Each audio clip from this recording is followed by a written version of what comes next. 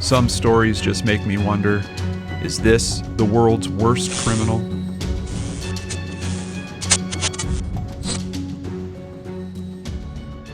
He lined up their bodies in the yard after he shot and killed them. And he could be found not guilty due to a technicality. It was June 15th, 2023, when the small, quiet city of Monroe Township in Claremont County, Ohio, was rocked by a brutal crime. The shooting was reported by Laura Doerman around 4:15 p.m. The 34-year-old mother screamed at the 911 dispatcher that her babies had been shot. Another call would come in from a neighbor saying they saw a young, blonde-haired girl running down the road screaming that her stepfather was killing everyone in the house. That teenager was Laura's daughter, Alexis. 3 young boys, Clayton, who was 7, Hunter, who was 4, and Chase, who was only 3, had been shot at their home by one of the people that they were supposed to be able to trust the most in this world, their own father. When first responders arrived at 4:25, they could see 3 little bodies lying in the family yard. On the porch sat Chad Doerman, a rifle next to him. Their mother, Laura, was also injured in the attack. She had suffered a gunshot wound to the hand that was not life-threatening, but before that could even be looked at, police had to contain the threat. When the officers instructed Chad to show his hands and walk towards them, the 32-year-old man just stayed still in front of the house. They cautiously approached, and thankfully, he was arrested without incident, telling the police, "I ain't gonna hurt nobody." As investigators tried to piece together the events of that day, they learned that Chad Doerman returned home early from work. He picked up a Bible and started pacing around and mumbling.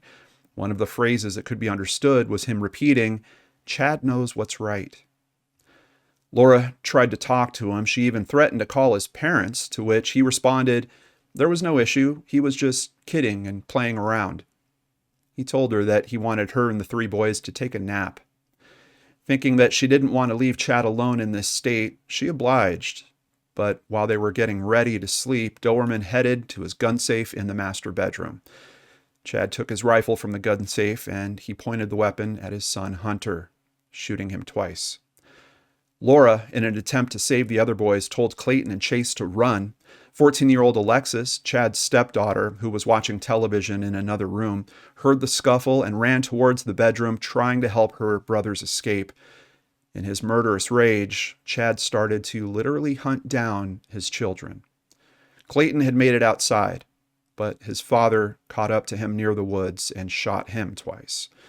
While Chad was focused on Clayton, Alexis picked up Chase. They were both running down to the road when Chad Doerman aimed the rifle at them, and he demanded that she put Chase down.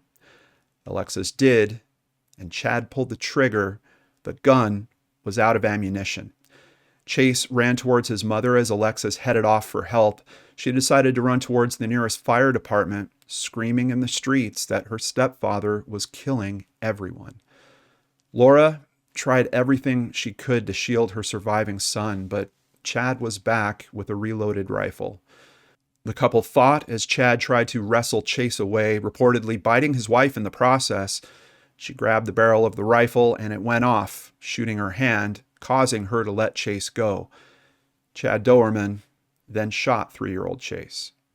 His father took his lifeless body over near his brothers and laid it down, then calmly sat on the porch. Laura tried everything to resuscitate her children before the authorities arrived at the scene. There was just nothing that she, or even the EMTs that would soon arrive, could do to save the boys. Chad was taken into custody and read his Miranda rights. When asked if he understood them, he answered, "Yup," while nodding his head. During interrogation, Chad Doerman not only confessed, but he shared a dark secret. He admitted to planning the murders of his sons for months. The thought of getting rid of them apparently started back in October of 2022. Chad Doerman faces 21 separate charges, 9 counts of aggravated murder, 8 counts of kidnapping, and 4 counts of felonious assault. Considering the surviving witnesses, the scene, and a videotaped confession, you would think that this would be an open and shut case, but it's just not turning out that way. After a judge ruled that Chad Doerman was not read his Miranda rights verbatim, and his request for an attorney went unanswered for several hours, he has decided that the taped interrogation, including that confession, would not be admissible in court. Chad Doerman then changed his plea to not guilty by reason of insanity. According to one of his friends, Chad Doerman had a very bad temper and was a bomb ready to explode. A neighbor supported that statement, depicting a bad father who would treat his family poorly and had anger issues nearly every day. Chad's parents expressed disbelief, stating their son seemed fine the week before the events. He was a jokester and a fun-loving guy, his father Keith Doerman told the media. He also insisted that Chad did not have any mental illness or even a criminal history. However, his son was once charged with domestic violence for an incident during which Chad had allegedly choked his own father. The case was dismissed when Keith Doerman failed to appear as a witness.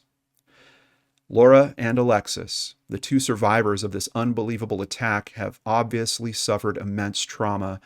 It's reported that they are in therapy, trying to move forward and start their lives over. A task that might become much more difficult depending on what exactly happens in that courtroom. The prosecution is seeking the death penalty, describing the crime as the worst they had ever seen, while Doerman's attorneys are trying to get the death penalty off the table, claiming that he was suffering serious mental illness at the time of the offense. His trial was set to begin in July of 2024, but it was delayed. Thankfully, in August, he did plead guilty of 3 counts of aggravated murder and was sentenced to life behind bars.